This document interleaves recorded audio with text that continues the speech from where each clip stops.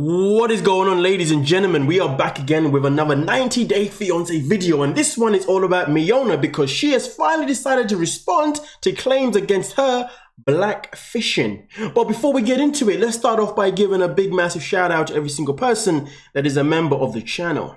Now, Miona decided to come out on an Instagram story so she could give us a history lesson on herself and why she is not blackfishing, and this is just who she is.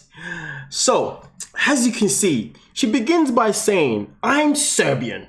I will represent myself as such. I love my country and my people, and I'm born and raised there. I thought there is no need to clarify this, but yet you're clarifying it. But anyway, because in my country, we don't naturally abuse other people without knowing." I repeat, without knowing anything about them. But let me say this, I don't have any Serbian genes based on my DNA test. I have both Mexican and Middle Eastern background, but I will always represent myself as a Serbian because that's my culture. Now, please go donate to 29 Jan and whoever the next one is and find something better to write about. You know, okay. So this is her confirming that her complexion is not Serbian. Her complexion is hers. Okay. We can run with that. But let's move on to the next post. So in this post, she then decides to give us a history lesson on traditional braids hairstyles from Balkan. Now, I'm assuming that's in Bulgaria purely because it says Bulgaria at the bottom. And she also comes out by saying, my now 87-year-old grandma taught me how to braid my hair. My dad helped me perfect it. I mean, for me, myself, I haven't seen her braided hair. Maybe it's on her Instagram and I've never come across it. But I will say this, though. I think braiding your hair shouldn't really come underneath the, blackfishing type thing. Because, a lot of people braid their hair, man. But anyway, let's just continue. Now, this one is the one that I found quite interesting.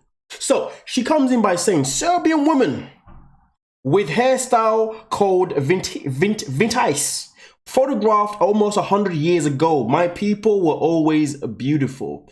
But I'm quite interested because she talks about my people always beautiful. I don't know if these people she's talking about are Serbians, Mexicans, or Eastern European. But obviously it can only be Serbian because it says Serbian women.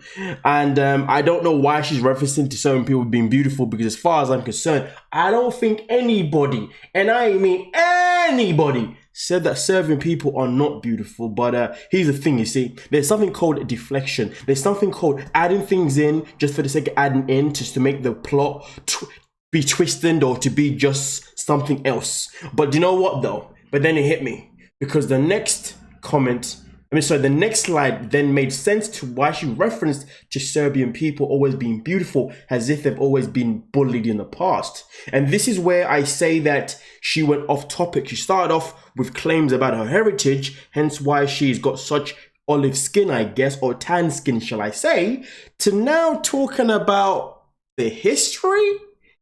Have a look. When I was a kid, my country went through a war and bombing. My parents made sure I don't feel it. But that doesn't erase the fact that they barely had food to eat sometimes, and that my whole family was living on $200 a month.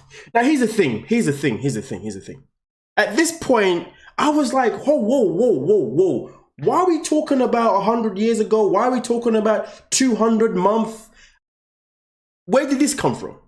Maybe people have been saying things that I haven't seen. But as far as I'm concerned, everything has been around her being a black fish.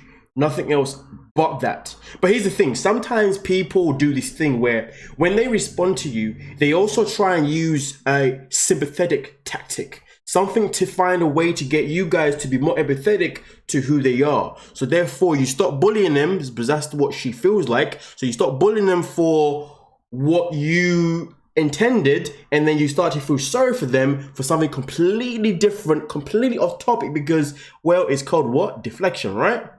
But here's the thing though. I said it yesterday's video. Jibri and his woman Miona, they think that we are dumb or that we are stupid, when in reality, they're the dumb ones thinking that they can fool us as if we're stupid. And here's the thing, you can't fool me because I know what this tactic is. You're literally deflecting, you're literally pulling away. And to be fair with you, it was the last bit of this as well. When we just go down to the last bit, so don't even dare to think about, don't even dare to think you know me because you saw me on a reality TV for 3 minutes. Now here's the thing, I've always said this my entire life, majority of my adult life though, that your first impression is always the last impression. The first impression is the one that sets the tone. Let me give you an example. Let's say, for me, myself, an example, I have this thing where I don't like people being late. It's a traumatic thing. I'm used to, there was a time in my life, when I was younger, people were always late. They always ended up being a letdown. So my thing was that if I plan a date, this is true story stuff to be fair, and the date is late, and the reason isn't, to be fair, at this stage of my life, it doesn't even matter what the reason is, to be honest with you, but some reasons, borderline can be acceptable, of course. But I sit there and I say, well, to be honest with you, you're late, so I'm not going to see you again. Because now you've triggered something in me. And the reason I say this is because, you see, when you set a tone, you set a freaking tone. And in that 3 minutes that she's talking about, even though it was more than that, she set a tone. One of the tones that is the most memorable one at this moment in time, at least I would like to believe, is the one where Jibri's mum comes to him and says to him, I don't like the way she spoke to you. She called you stupid in front of me, in front of your own mother. It was something like that. And let's be real, if we're watching something like that and that is how she's talking to him, what are we going to think?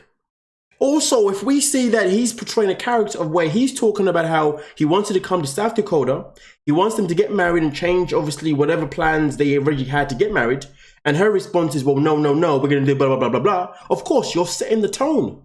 So don't be mad or upset with people for judging you for 3 minutes, because those 3 minutes were the 3 minutes that you introduced yourself in the way you did. And therefore, it built a perception in people's minds for them to treat you how they treat you. But hey, not everybody's mature enough to understand that. Some people just cry over the smallest of things. But anyway, let's proceed though to this post itself. This is the last one. My cousin, my mum, and my sister almost 30 years ago. So this is her showing her mother, her cousin, and her sister. But here's the thing though. Okay, we can see the skin complexion within her sister, I would imagine, and her mother. Of course, this is her cousin. But the matter of fact is, just because your siblings and your mother have this olive tan skin, it doesn't mean that you did naturally. Because I mean, let's look at Mariah Carey, for example, and we look at her parents. There are many people out here who are mixed race, but they're still very, very pale. Pale for a mixed race person, right? Then there's black people out here who are quite dark, but then you want the ones that are quite lighter. So to be honest, just because you're showing us pictures of your family with this tan, it doesn't mean that you are the same, because your genes may slightly differ. It happens. Maybe her father was more lighter. I mean, her cousin was lighter in the picture, right? But here's the thing. Like I said before, this whole post, it was all built for deflection.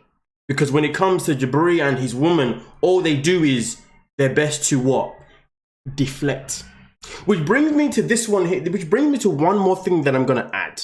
Okay, and this is gonna be the tip of the iceberg, the icing on the cake, at least I think, the cherry on top of why I believe that, you know, that she's trying to get empathy rather than, you know what I mean, to just distract us from what everyone thinks or believes about her being a blackfish. Now, I've already spoken my thoughts on her being a blackfish, myself in particular, in a different video. So if you want to check that out, you can do that. I think it's about 2 or 3 videos before this one about her. But now I'm going to show you one more little cheeky post from Jibri, which confirms to me, at least my own thoughts of what I am saying in terms of how these two love to deflect, or sometimes how one of them also likes to play on it because, well, all publicity is good publicity.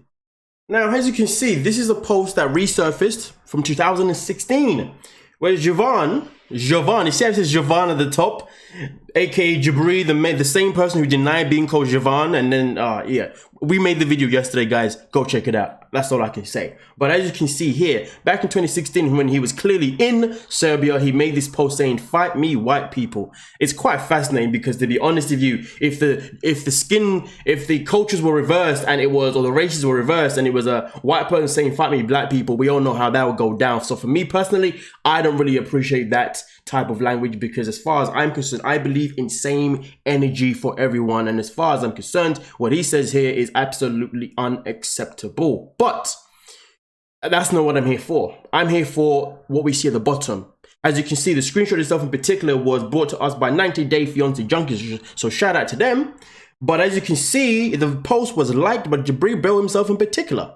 And this is the thing that I find quite interesting about Jibri and his woman, you see. They have two different tactics of how they go about things. Jibri will play on it as much as possible, so because he thinks he's funny, clearly. He just plays on it as if he's Mr. Cool Man. Maybe he's funny, maybe he's cool, I don't know. But he plays on it because he's just like, okay, what else you got? Keep coming, keep coming, keep coming, keep coming. And trust me when I tell you, we may break him one time, I'm gonna lie to you, but with his woman now, she does the opposite.